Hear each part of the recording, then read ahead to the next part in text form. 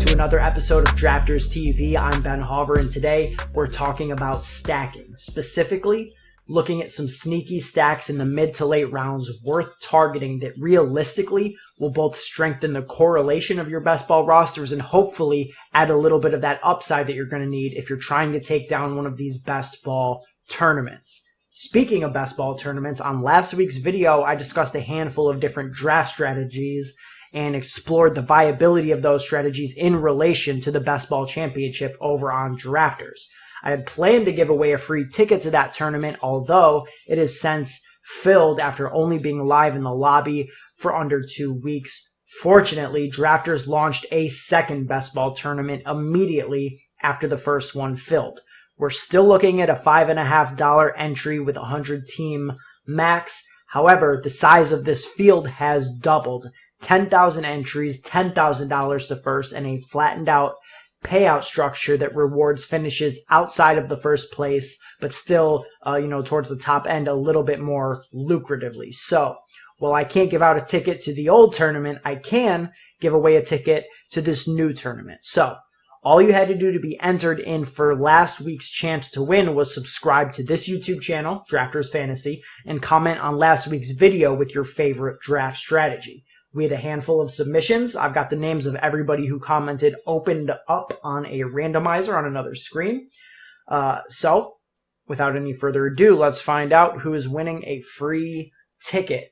In 3, 2, 1, and we've got Bulldog, who said, I like to stack. Don't know if that's a draft strategy, Bulldog, but we will accept it, and it is very fitting considering the tune of this week's video. So, Bulldog, congratulations. You got a free entry and a free chance to win $10,000 in Drafters Best Ball Championship. So, just shoot Drafters a DM at Drafters Fantasy on Twitter, and they can hook you up with that. Of course, the giveaway fund doesn't end there. We're going to run it back. Next week, I've got another Best Ball Championship ticket to give away. If you've been watching this series of videos, you should know the drill. But if you're new here, this is what we're doing. Subscribe to this channel and then comment below with your favorite stack for the Best Ball Tournament format and include your Drafters username so that we know how to credit your account if you do win. That's it. Simple stuff. We'll announce the winner on next week's video, so make sure you check back and find out if you're that lucky person. Now, let's get to the good stuff. Stacking. I can't imagine that anybody out there is unfamiliar with the term, but if you are, essentially stacking is defined as drafting both a quarterback and a pass catcher or pass catchers from the same team on one fantasy roster. For example, if I draft Tyreek Hill in round 1, I could complete the Chiefs stack by also grabbing Patrick Mahomes in round 3. So, why is stacking important? Well, the answer is simple. It correlates your roster and tightens your range of outcomes. If I draft Kenny Golladay and he proceeds to smash all expectations and finishes the wide receiver 1 overall in fantasy in 2020, there's almost no scenario where Matthew Stafford isn't also having a strong season. So by getting both guys on my team, I'm benefiting twofold, both at the quarterback position and the wide receiver position from one outcome, which is Kenny Galladay's great season and also Matthew Stafford's by association. Now, the downside to stacking is to say, hey, maybe Kenny Golladay disappoints, or say Matthew Stafford gets injured and misses half the season like he did last year. Well, now my team is swirling down the drain in not only 1, but 2 roster spots, both of which are likely disappointing simply off the merit of one unfortunate outcome. In terms of best ball or DFS, if you're playing a cash game or say a league where the goal is simply to finish in the money, like a 50-50 for example, it might make sense not to stack because in that format, floor is extremely important. You want to have a high floor to finish in the money. In a format where the ultimate goal is to finish in first place out of 10,000 other people, floor shouldn't even be crossing your mind. It should be all about ceiling, and ceiling.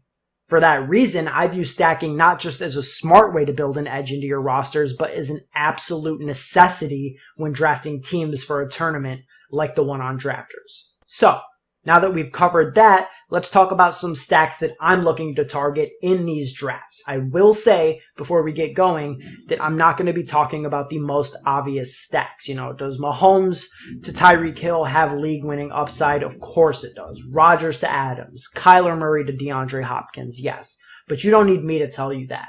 What I'm going to be looking at specifically is sneaky stacks, value stacks, stacks that I believe will be less popular, less owned. Not only will they have the potential to have league-winning upside, hopefully, but also the potential to create leverage on the field in the sense that less people are making, if that makes sense. So let's get right into it. My 5 favorite sneaky stacks for 2020. Let's start off by talking about one of my favorite fantasy picks to make at this point in the offseason. The first new face at quarterback in Foxborough in 20 years, Cam Newton. When the Patriots decided to upgrade from Jarrett Stidham to Cam Newton, the Patriots evolved overnight into a team that was all but guaranteed to finish sub 500 to a legit contender. In terms of stacking, I'm looking to pair Cam Newton with second-year wide receiver N'Keal Harry. One reason that I'm targeting Cam this year is because I think that he not only has a chance to outperform his ADP of QB21, going around pick 152, I think that he has the chance to vastly outperform that ADP. Now, I've said it before, and I'll repeat it now. Considering Cam's floor, or really any player's floor in this format, is counterproductive, especially if your main goal is to try and ship a large field best ball GPP. Maybe he truly never recovers from the injuries that have hampered him. Maybe he'll never be that guy again. But maybe he will. Maybe 31-year-old Cam Newton is actually an upgrade over 42-year-old Tom Brady. And Josh McDaniels is going to be the perfect guy to get the absolute most out of Newton at this point. If that's the case, well, then we're drafting a guy after the top 20 quarterbacks who realistically has top 8, top 5 quarterback ceiling? Give me that all day. And with Harry, look, it wasn't a good rookie campaign. It really wasn't. He struggled to get on the field and struggled to maintain any significant role when he was on the field, played 81% of snaps in week 12, didn't break 60% of snaps in any other game during the season. But looking at some of the other options we have in New England, we have an aging Julian Edelman who, he may have a high floor, but doesn't really have a ceiling that warrants his current ADP, in my opinion. We have an aging Mohamed Sanu, who looked like complete dust after being traded to the Patriots last year. We have a second-year wide receiver in Harry with a lot of theoretical talent, and he has draft capital too. He was the highest wide receiver that Bill Belichick has drafted during his time in New England. Better yet, he comes at an affordable price. In fact, he's going within a pick of where Cam Newton is going, right around pick 151, 152. You can get this stack on your roster for the cost of an 11th and a 12th round pick, maybe a 12th and a 13th even. I think that there truly is a lot of upside in that stack, and that's why it's going to be one of my favorite stacks to go after in these drafts. Next up, we're going to be looking at a giant stack. Danny Dimes to Darius Slayton. Look, Daniel Jones flashed a massive ceiling at multiple points during his rookie year. 2 games with 4 touchdowns, 1 game with 5, over 300 yards passing in 3 out of his final 5 games to close the season. Jones averaged just 6.1 yards per attempt in weeks 4 through 9. From week 10 on, that jumped over a full half yard all the way up to 6.64 yards per attempt. I don't know about you, but I don't think that it's coincidence. I think that it has something to do with Darius Slayton's breakout, which really began in week 10 when he went 10 for 121 and 2 against the Jets. Now, if you follow me on Twitter, you'll know that Darius Slayton is my guy. Absolutely love him. Nicknamed him Godius Slayton when, he made me a boatload in DFS last year. And, I've proudly carried the torch for Darius Slayton since.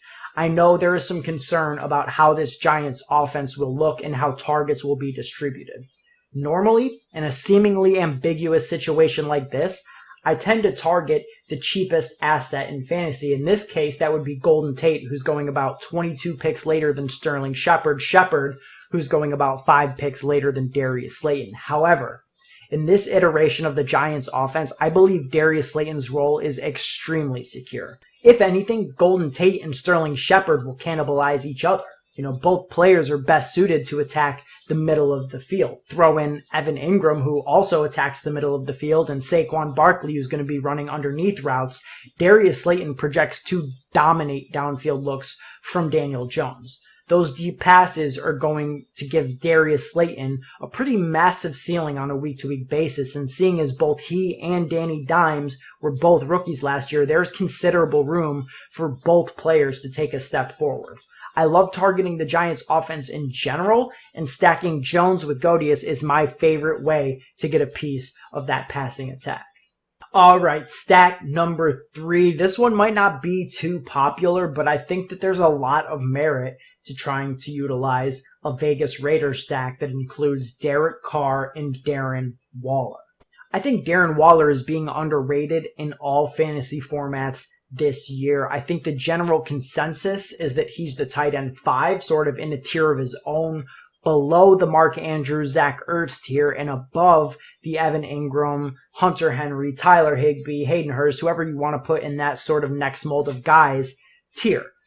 I personally believe that Darren Waller is right there in the mix with Mark Andrews and Zach Ertz to finish anywhere from tight end 3 to tight end 5.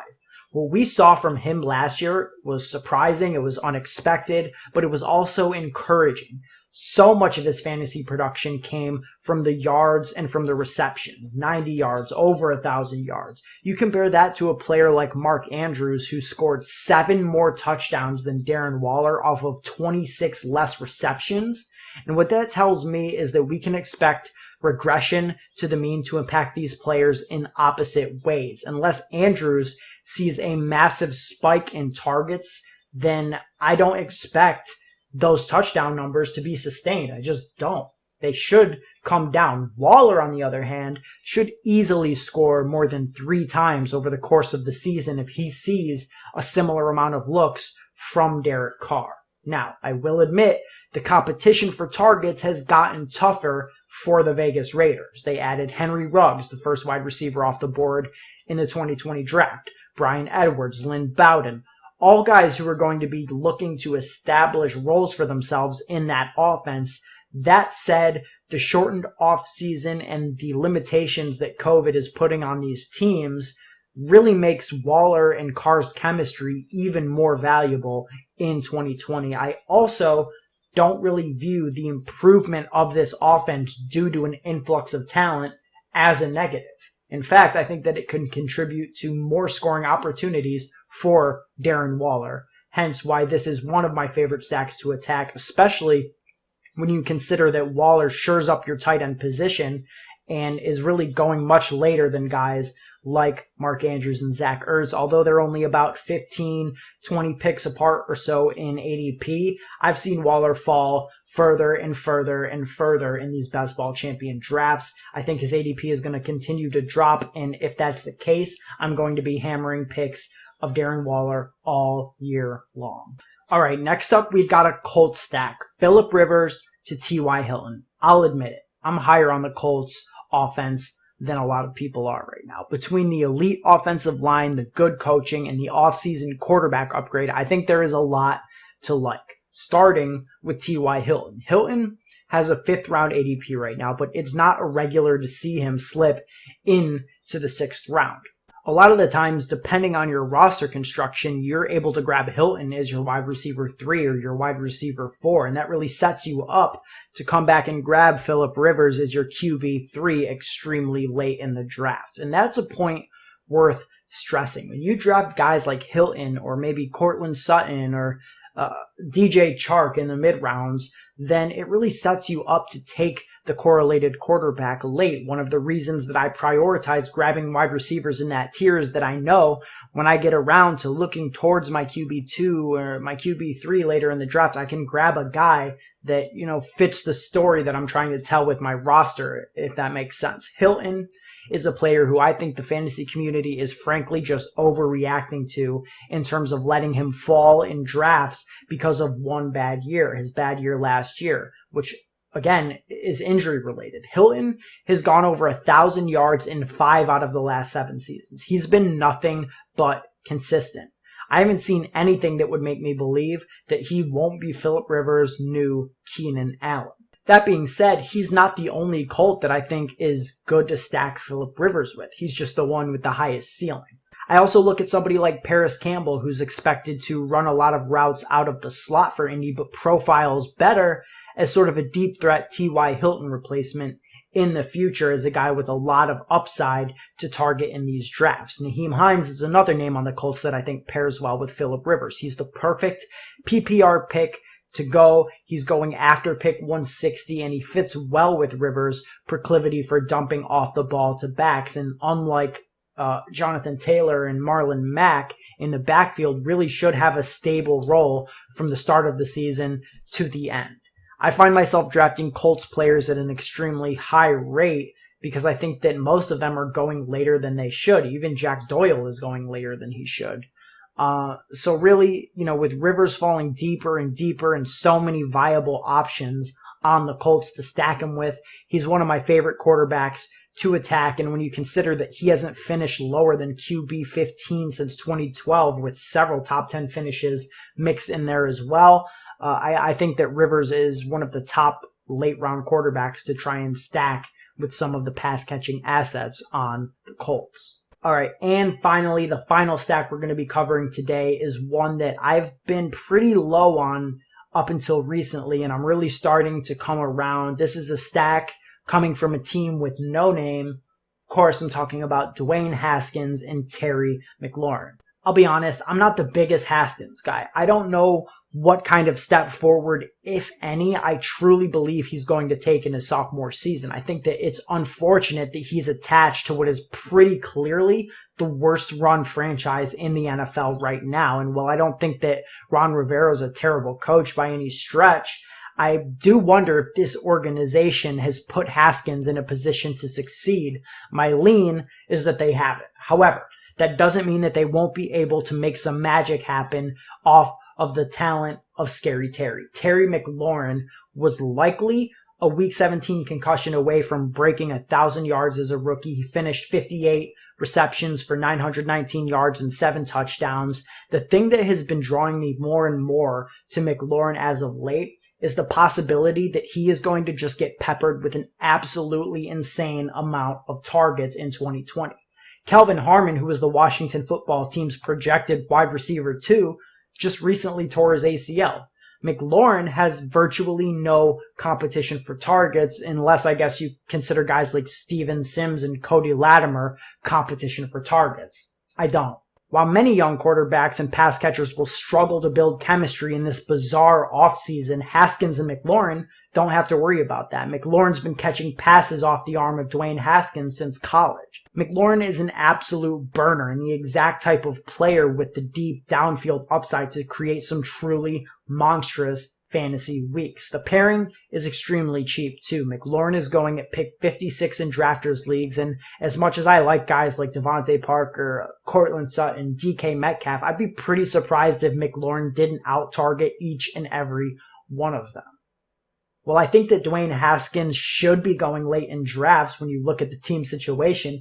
He's starting to fall to the point where he's starting to really look like a value. He's going as the quarterback 33 on drafters, falling behind guys who won't even take a snap this year, like Jameis Winston and Tua Tagovailoa. So, yeah, while I am pretty low on Washington in general, I think that these two players in specific present the opportunity to get an affordable stack with some real tangible upside.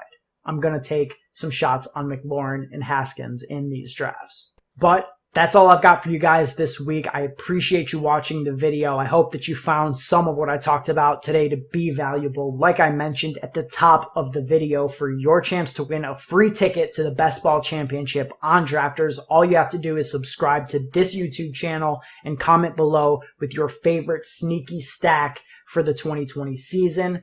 Drop your Drafters username in that comment as well so we know how to deposit the ticket if you do win, and check back next week to see if you won. I'm looking forward to seeing some of you guys in the lobby. Hopefully, now that I've revealed some of my favorite mid-range stacks, you guys won't be sniping me at every turn. Hopefully. But until next time, guys, thank you for watching, and I will talk to you next week.